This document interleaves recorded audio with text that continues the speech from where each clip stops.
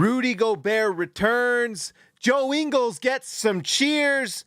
And we had one player on the Jazz with the perfect night. Let's talk about it. It's the Hoops Nerd Show.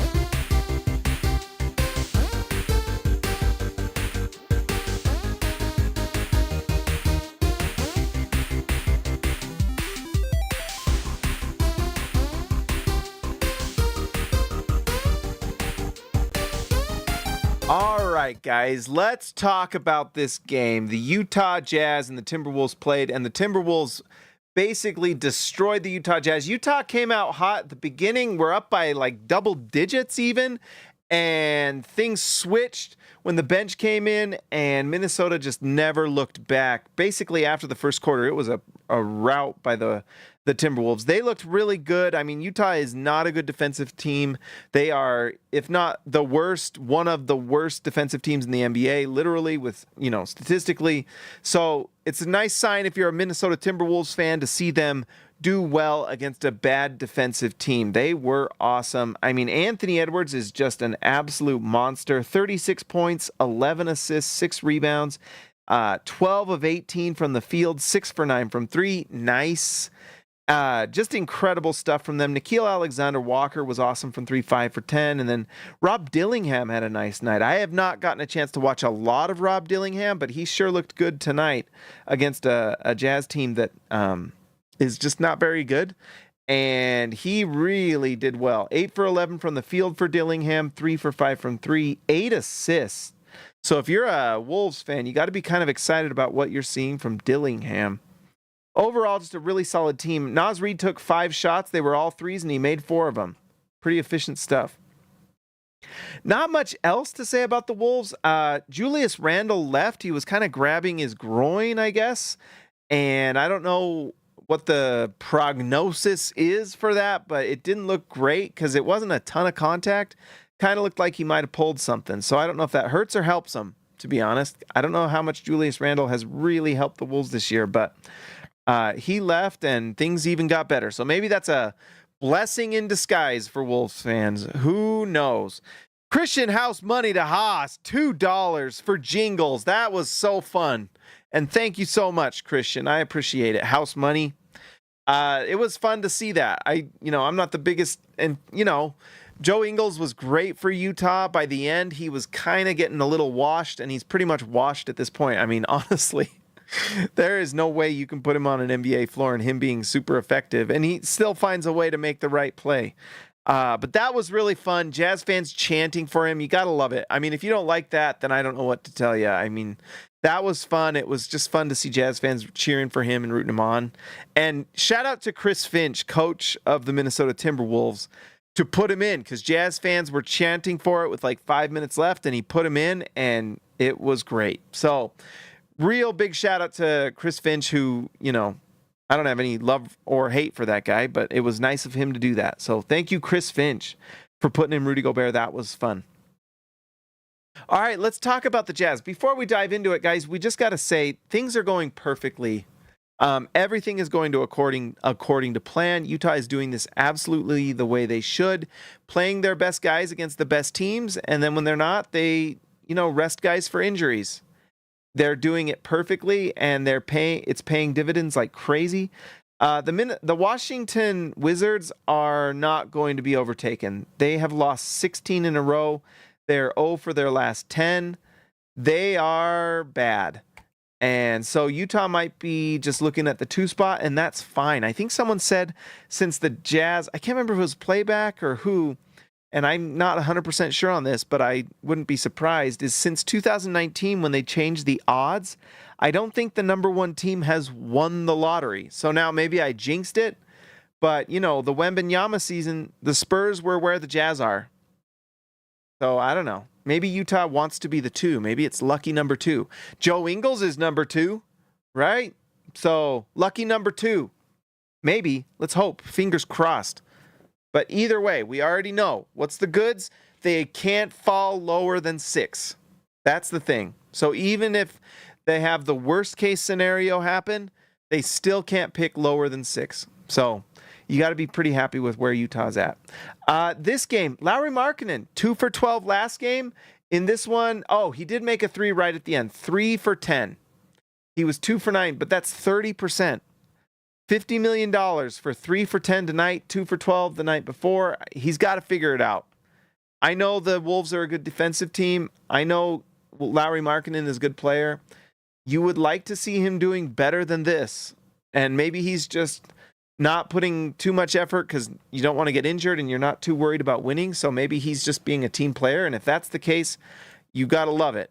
But, you know, if that's not the case, a little bit troublesome. Because if is this slump? Is this injury related? Why? I mean, it's not like the Jazz are playing Lauri Markkanen every night. And is it, you know, just something to watch. This is not like the greatest trend right now. It could be fine. Players go through slumps. That's what happens. No one's going to have perfect nights or perfect months, you know. But, well, one player almost did tonight. But anyways, Markkanen, you know, that's a lot of money for this type of production. 15 points, 2 rebounds, 1 block, $50 million. So, I don't know. And yeah, people in the comments will say, well, if he was making shots, you'd be mad. Well, if he was making shots, Utah would probably lose 138 to 123, you know? Right? It's not changing much.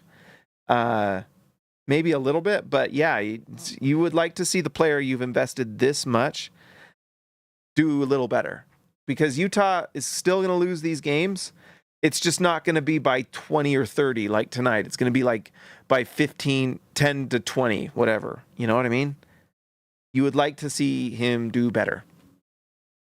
So, but it doesn't mean he can't, and it doesn't mean he won't. But it's definitely something to watch. And obviously, night to night, when you're covering this night to night, you notice every single game. You notice every single shot. You don't want to get too lost in the weeds, but yeah, kind of. I don't know.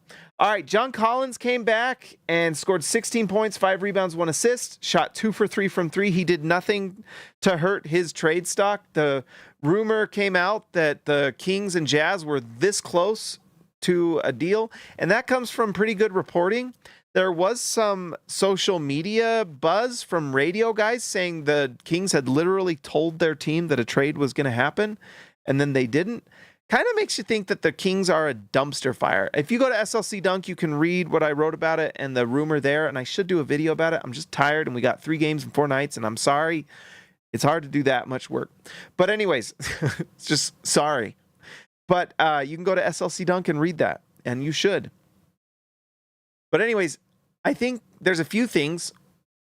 Owners have to sign off on trades, guys. And I think that's a sign that the Kings have one of the worst owners at this point. He is just an erratic guy. And one thing you cannot be in the NBA as an owner is erratic. You cannot make off-the-cuff decisions. Utah, you know, Ryan Smith, I think, has kind of figured it out. But even Ryan Smith made some off-the-cuff decisions, made some poor decisions when he started, and you kind of learn those things the hard way. The first one being the Derek Favors trade where the Jazz traded a first-round pick. You know, owners have to sign off on that. Ryan Smith signed off on that. That is just facts. And, you know, this trade makes me think that there was something there, and Vivek Ranadive decided not to. But to go that close and then not is weird. It doesn't always leak, but sometimes it does. And these leaks sometimes tell you that certain owners are not very good. And Vivek Ranadive is not, you know. So I don't know. I don't know what's going on. But the reporting from Mark Stein, too, on top of, you know, some of the other things. And this was Brett Siegel from Clutch Points. And I asked around about him because I was like, is this guy good? Is this guy someone to pay attention to? I will say the Clutch Points guys can be good. Anthony Irwin is with them, and I know for a fact, and I know one of his sources, what one of them is, and it's legit. And so I guess when Brett Siegel, I asked some guys around about that, and I heard that he's like, there's like tiers to these reporters. He'd be like, I guess, like a tier 3, you know, Mark Stein and Chris Haynes. Well, tier 1 is kind of like the Shams and the Wojs and stuff. Tier 2, and I guess you could argue tier 1 is like Mark Stein, maybe. Mark Stein, I don't know where you fall, but tier 1, tier 2 in that range. Chris Haynes is like a tier 2. We all know that he gets all his info from Damian Lillard. And then, there's guys that are like tier 2, tier 3. That's like tier 2 would be like in terms of beat reporters, like a Tony Jones, knows his stuff, has good connections, but he's just a local guy. So anyways, Brett Siegel, tier 3, I'd say. Pretty good. And it sounds like that was close. And, the radio guys, I tell you what, listen to the radio guys. They are within the organizations typically, and they hear things. And for them to say they told the team they were going to make a trade and then it doesn't happen. Although, you know what, guys? That happens more than you would think. There's been some times at SLC Dunk where some of the managers before me had some pretty darn good sources. One of them used to be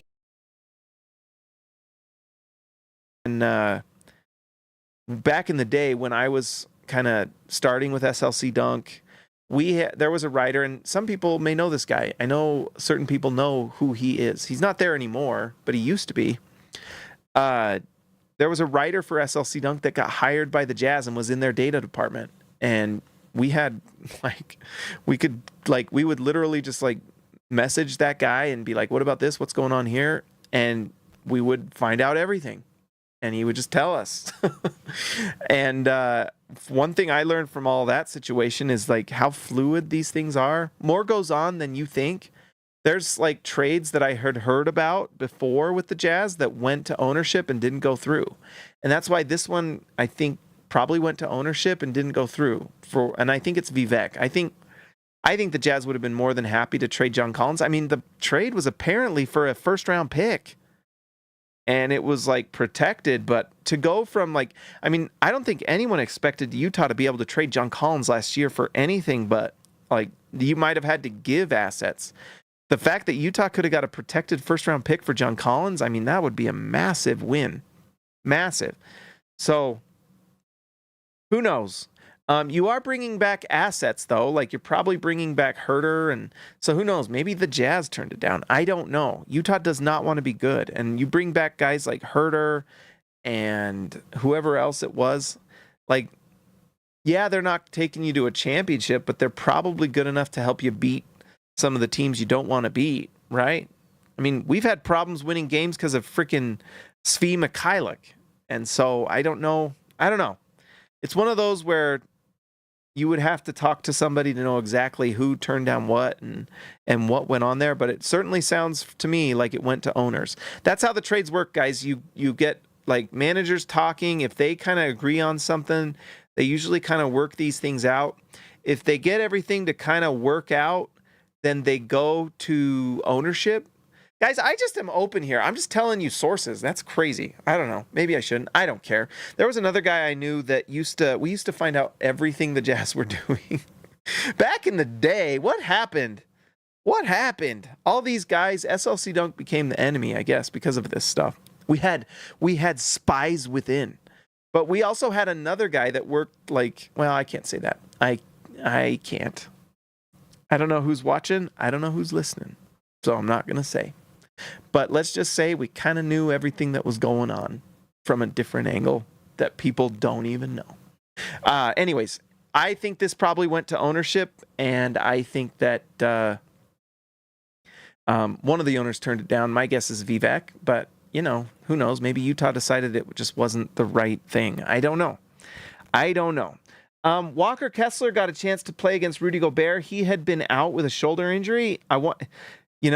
I don't know if it was because of the shoulder or because he's going against Rudy Gobert, but he did not have a very good night. 2 points, 8 rebounds, 1 for 6 from the field. This is 1 for 6 partly because 2 above the break threes. So that was nice to see. And they honestly looked pretty decent. They just didn't go in. But the form looks decent for Kessler. Is that the next step? If Kessler makes those threes and starts knocking them down, because we've seen him knock down a few corner threes so far this year. And, it's pretty something I want to watch. And, we were talking on the playback. I know I'm Mr. Trade this guy and trade that guy. And I'm sure people listening to this go there he goes again. trading all our players, but I kind of am to the point where I would, if I was choosing between Markkanen and Kessler, I'm keeping Kessler because I feel like, you know what? I do think he's a long-term piece. I do think he fits, and seeing him take those threes makes me think that maybe there is an element or a chance to like shoot those, I wouldn't mind it because I think he can. We'll see. Never say never. Colin Sexton continues to just play really, really well. 19 points tonight, 5 assists, 3 rebounds. I know Utah got smoked, but that's because Utah's defense is bad. But on the offensive end, Utah's pretty decent. And part of the reason is Colin Sexton is so incredibly efficient. He just is. You can't argue it. He's really solid, really good. 19 points, 5 assists, 55% from the field, 66% from 3, 87 from... I mean, that's just... fantastic stuff. So shout out to Colin Sexton. I think there's a lot of teams out there that would be silly not to at least consider trading for him. I think he's worth a late first round pick for sure. There might be a team out there that says, we'd rather have that than just some random player that might not turn into anything. You know what I mean? Isaiah Collier just continues to be one of the most fun players to watch this season. Another, like tonight, 11 points, 7 assists. He's looking really solid. He made another 3 tonight. Looks pretty good when he's taking them.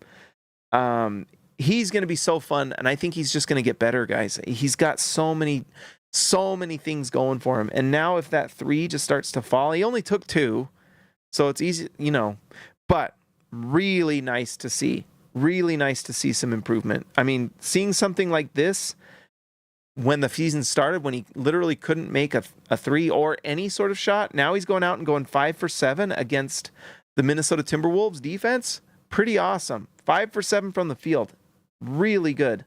And those numbers just keep rising. Let's just see, just for curiosity. 5 and 5, that's just going to... I love that smile. So funny. That is so much the smile my kids make. My daughter doesn't know how to smile, and that's what she looks like in her school picture. Anyways, 22 minutes, 5.6 points. Let's see. For the season, he's now shooting 38%. It keeps going up. And a night like tonight, I wouldn't be surprised if mid-40s by the end of the year, and you got to be really excited about that. And look, the 3-point percentage now in the 20s. I don't know. That's pretty exciting.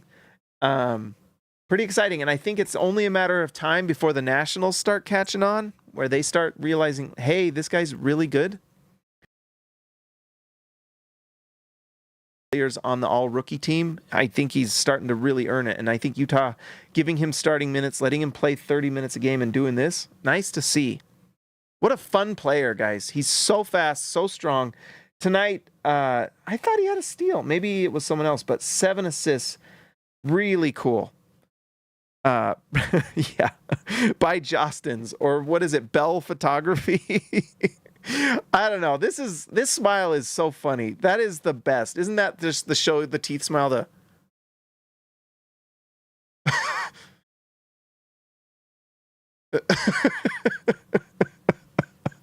That is my favorite photo on the Jazz right now. Is because don't we all? I mean, for those who have kids, you all know. Some of us learn how to smile naturally, and some of us do not. And for the ones that don't know how to smile naturally, and you tell them to smile, it is always funny. I don't know. That's the best. All right, Keonte George. A near perfect night. Nice to see after 2 very, very imperfect nights, right? Tonight, 7 for 7 from the field, 2 for 2 from 3, 7 for 8 from the free throw line, 23 points. Yeah, it's minus 22, but you know what? I guess beggars can't be choosers for us as Jazz fans, right? But here's, Will Hardy made the point that he wants to see him improve defensively, so we were watching that pretty close on the playback. Jury's out whether he can be a good defender. I think he can be, but it's going to take him getting stronger and just getting a guy's jersey, But at the same time, he might not be, I don't know. We'll see. It's just something to watch. And we talked about it on the playback. Like, you do not give up on a player like Keonte George at all. At all. Like, I would much rather trade someone like Keonte George too late and get next to nothing, but at least have tried to develop him, because he has all these just tools and he's got just an incredible skill level for his age. He can really do everything. The next step for him is just efficiency. And tonight he showed that he can definitely do it. The question is consistency. Can you consistently do it? I'm not expecting him to shoot 7 for 7 from the field every single night. But what makes me really happy about this is the field goal attempts went down. And this is what I was talking about last show, at least, and the show before. Stop taking the bad shots. Stop taking the bad shots. And well, guess what? Look, he did. He did. He only took 7. He made them all. He didn't take 8 threes tonight. I believe it was 2 for 8 from 3 last time. Tonight he just takes 2, and he made them both. You can't ask for anything better than that. And once again, he tied with Colin Sexton, but he's either tied or leading the Jazz in free throw attempts like every game. So maybe this is a game where he's kind of figuring it out. You hope so. He goes to the bench. I think this is his 3rd game going to the bench, and it's got to be rough. And you know what? I was pretty proud of that guy tonight because, Colin Sexton made some big plays, and first person to go dap up Colin Sexton after the shot was Keonte George. He goes up and is excited about Colin Sexton.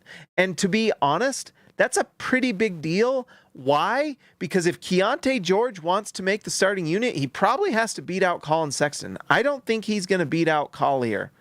I think this is kind of locked in. But I do think that if Keonte George wants to return to the starting lineup, he's got to beat out Colin Sexton. And so that's pretty good maturity right there, right? I think everyone could agree that you are rooting on the guy that is the guy you have to beat out, and he's rooting him on. So that's pretty cool stuff. I would argue that's pretty awesome. We should all be rooting for Keonte George. Just like we're rooting for everyone else on the Jazz, you should root on a guy, especially a guy, I think a lot of people, and in a lot of situations, rightfully so, in some maybe not, but Keonte George is definitely one of those guys that kind of wears his emotions on his sleeve. And I think there's been times where people have felt like he didn't have the best body language. Sometimes I agree. Sometimes I disagree. He's still a kid. And I think tonight is an example of great, awesome maturity.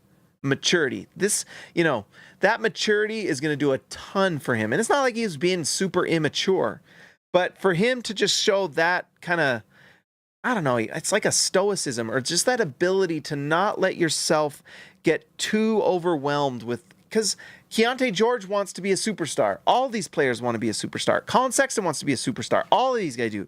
All of these guys want to make all the money, and they want to make all the all-star teams, and they want to win all the games. They all do. They're all competing with each other. So to be in that environment and to root on your teammate like that, who you're competing with, is a big deal. I think that's awesome, and that just says a lot about Keonte George's character. I think that's awesome. So as far as just on the court, basketball, the numbers, the X's and O's, you got to be happy with it on the offensive end. I want to see it on the defensive end, but look at this, three assists, only 1 turnover. One turnover, 3 assists. Just about as good a night as you can possibly have. So cool stuff. Nice to see Keonte George do that. And, at worst, he might be just an elite 6th man. Maybe it's there's nothing wrong with being Manu Ginobili, right? So pretty cool stuff. I'm just really impressed and proud of Keonte George because I tell you what, does anyone else want to go get demoted at work and show a big time attitude? It's tough stuff to show that kind of maturity. That's cool. We should all be happy about that. Kyle Filipowski played tonight. Honestly, I didn't even. He was 1 for 1, but he was mostly invisible a little bit. And the numbers show it. I didn't really notice him much on the floor. 1 for 1. He only played 14 minutes. So Jordan Clarkson plays again tonight, goes 16 points. All that Jordan Clarkson does is get buckets. That's what he does. He was nice tonight, and he's become such a nice passer, to be honest. There's some flaws to his game, and he's a -31. But Audrey's barking at something. But anyways, nice to see Jordan Clarkson. That guy's really great. I don't know if he's going to be tradable or not. We'll see.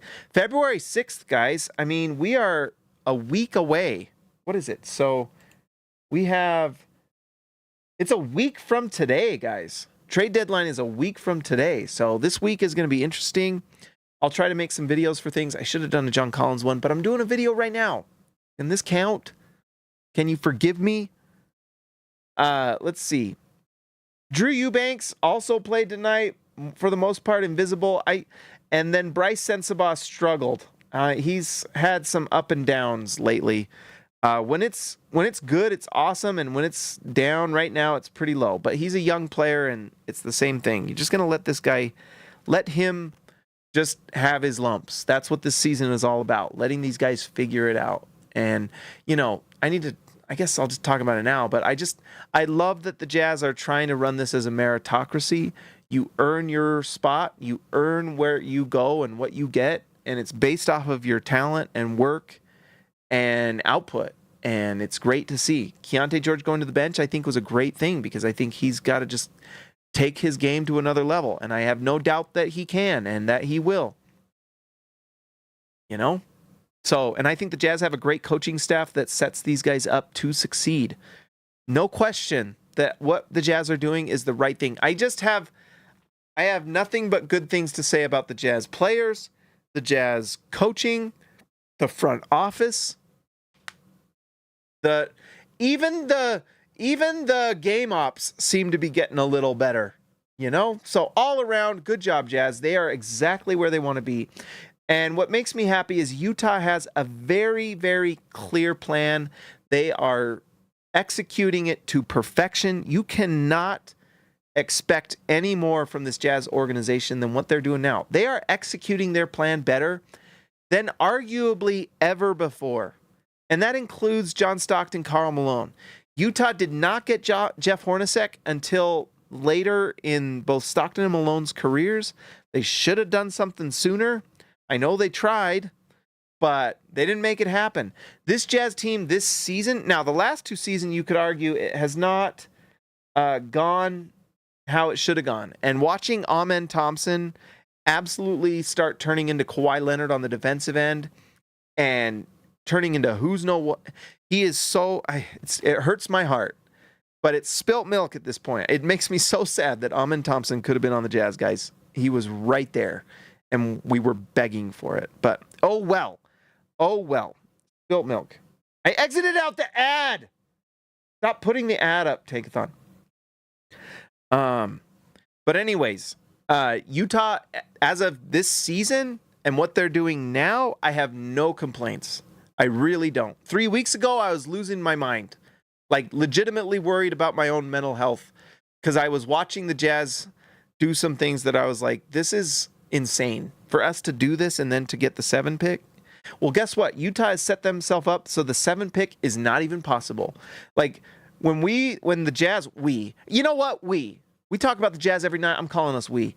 When the Jazz were at 5, they were more likely to drop in the lottery than they were to raise. Now the Jazz are more likely to raise than they are to drop, and they have no way of dropping below 6th. Why? For those who don't know, in the lottery, they pick 4 teams, and then everyone holds their position.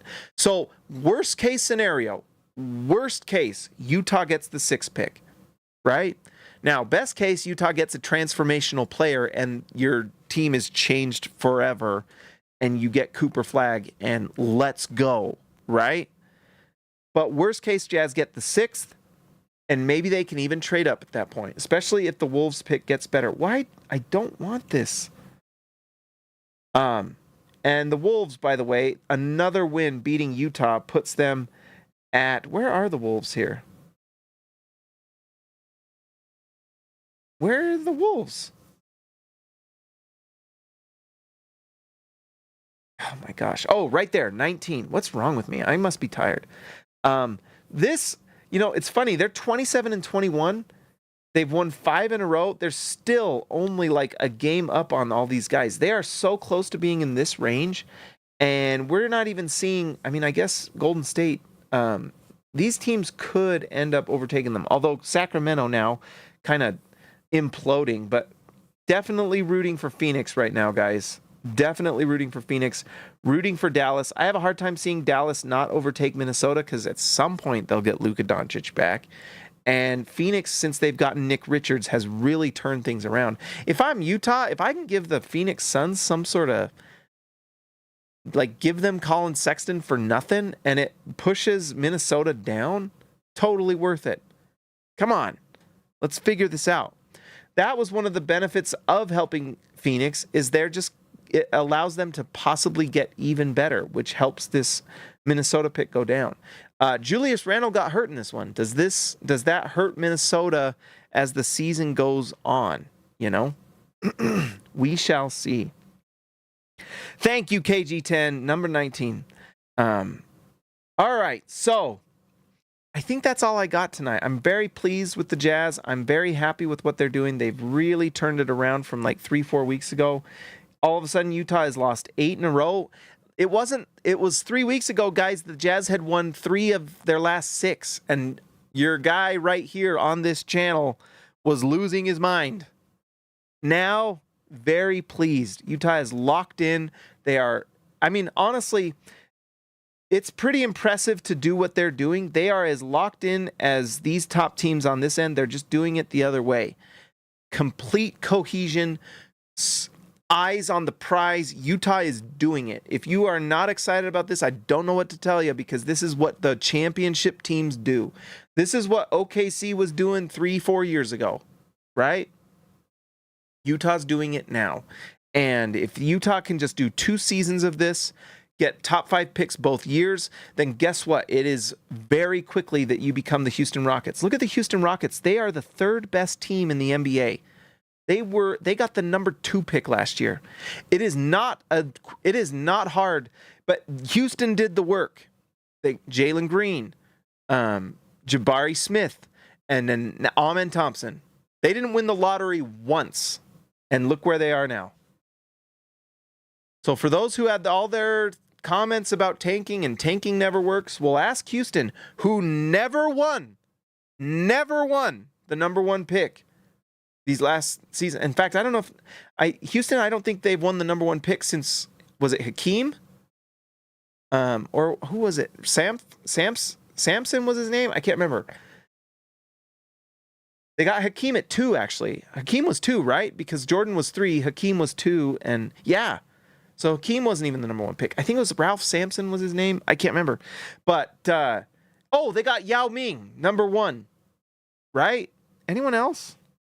Anyways, in this modern version of the Houston Rockets, they have not won the number 1 pick, and look where they are. Because what they did is filled their team with top-tier talent. It's what Utah needs to do.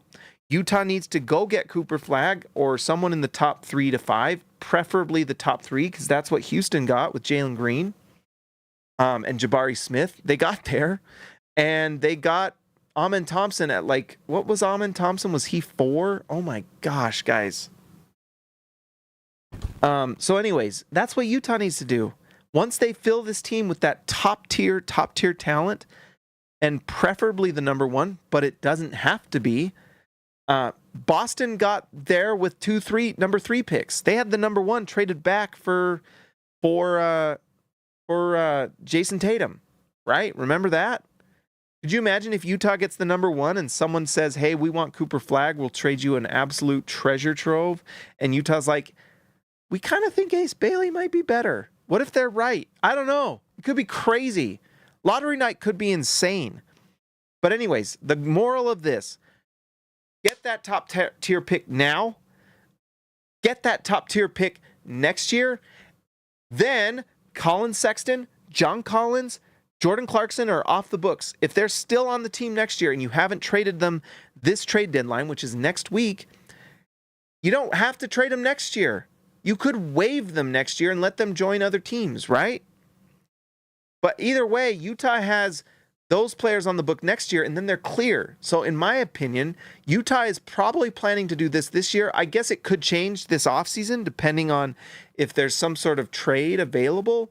You know, if Utah wins the number 1 pick and gets Cooper Flagg, things get crazy. Things get interesting real fast. And I don't know what they do. You know what I mean? But then Utah gets Taylor Hendricks back. And, you know, maybe they just stay put and say, you know what? We just want to see what we have. We want to let Jordan Clarkson, John Collins, and Colin Sexton all just walk, because that's literally an option, and it might be the best one. Because if you are bad enough next year to go for AJ DeBonsa, what if they win DeBonsa next year? You know? Then you have a top-tier pick from this draft. You have a top-tier pick from next draft. Hopefully one of those is one of those top 3 picks, and you get just a stud in both. And then you use free agency to fill the gaps, just like Houston did. Because what did they do? They used free agency to go get Fred VanVleet. They used free agency to go get Dylan Brooks. And they brought in the veteran leadership. They filled it around their young talent, and they took off. So I kind of think Utah's going to be bottom 8 again next year, which is fine. Let your team develop how they should. That's what Houston did. Let your team organically grow. Let it grow organically. And then when you see that you've got enough and that you're on an upward trend, then go it. And honestly, that's the way you should use free agency. You shouldn't be using the only teams using free agency to get a superstar are the Lakers and the Heat. That's it. No one else. And that includes the Knicks. The Knicks tried to get Giannis. They tried to get LeBron. They tried to get Kevin Durant. They couldn't do it. The only teams doing that are LA and Miami. And the Clippers, actually. Yeah, so LA, because LA got Kawhi, right? So you aren't doing that in Utah. Newsflash. But that's not happening anywhere. Utah is not the only place that can't get players in free agency, guys. It's like, sorry. It ain't happening in Milwaukee, and it ain't happening in OKC. You know, how did OKC do it? They traded. And they got lucky that SGA turned into what he is. No one thought SGA was going to turn into this. But they thought that he was a young player with potential. And then they drafted everyone. You know, Jalen Williams, Chet Holmgren, they drafted them. Utah's going to do the same thing. Draft your talent, and then when you see that your organic growth is taking you to a point where it's not worth it to be bad anymore, then go use your free agency. Make sure your books are clean. And the teams that have the cleanest books, the teams that have the best cap sheets, that run things the cleanest, they're the teams that are going to rise. Because, you know, Utah's not going to trade any of these young guys, by the way, everyone. Don't expect to trade for Keonte George. Don't expect to trade for Collier. Heck no. And don't expect to trade for Hendricks, because guess what? These guys are on low contracts. And even if Key does not hit his potential or Hendricks doesn't hit his potential, you're still going to re-sign him, and you're going to sign him at a reasonable number. When you fill your books with good numbers, you go really far. Look at Houston. Holy smokes. They are set. And then Houston's going to only get better, because they could probably upgrade from Fred VanVleet. Houston's doing the right thing. I love what Houston's doing. It is just like absolutely awesome what they've done. And you know what? They are now at the point after this season, maybe you do go out and trade for someone. Maybe you do make that win now trade, but it better not be at the expense of the growth of your youth. And Utah's doing exactly that. All right, guys. Did I get my point across? I think so. Let's see, guys, if the lottery was today, what would happen with the Utah Jazz? Put your mind on lottery night. And for me, it's a little scary. Every single time. It makes me nervous. Lottery night is going to be nerve-wracking. But if we get it, should we have a party? Let me know in the comments. If the Jazz win the number 1 pick, I think we should throw a Hoops Nerd SLC Dunk celebration party. Our powers combined, SLC Dunk and the Hoops Nerd community. Party time, baby. It's, in fact, let's just plan on it. In fact, you know what might be fun? Would anyone be up for a Hoops Nerd SLC Dunk draft night party, lottery night? That might be fun. Unless we lose, it gets sad real quick. All right, so if the lottery was today, what would happen? Let's hit it, baby. Boom! Utah wins the number 3 pick. Yeah! That's exactly what you want to happen. Boom, baby. Sure, New Orleans gets Cooper Flagg. Washington gets Dylan Harper. But Utah has the choice between Ace Bailey and VJ Edgecombe. My guess is Utah just takes Ace Bailey and says, thank you very much. It's not very often that you get 6'10 wings that can make every shot on the floor. Boom. Incredible end to the Jazz season. I would be ecstatic. And sometimes the 3 pick turns out to be the better one, right? Like Evan Mobley on the Cavs looking pretty darn good. Pretty darn good. So Ace Bailey, and guess what? Ace Bailey's been improving, guys. So, and I have a lot of faith in Will Hardy that you take Ace Bailey, you put him in Will Hardy's system, he might be real good real quick. So, fun to see. All right, guys, let's give a shout out to our All-Stars tonight. Thank you so much to everyone who joins the channel. And guess what? We got an All-Star back in the fold. Dirty Jazz Car Wash channel. I Believe in Steve, Jazz Exile, Ryan Edward Perry, The Legend, Baby Elliott Madsen, see ya, Alexa later, Christian House Money DeHaas, Jordan the Goat Best Roll, Austin R. Grant Editor Extraordinaire, KG10 to TH5, Patrick Akubo, The Connoisseur. Guys, we won the lottery! Woo! Woo, woo, woo! Happy birthday to Dessa! Guys, I will talk to you next time.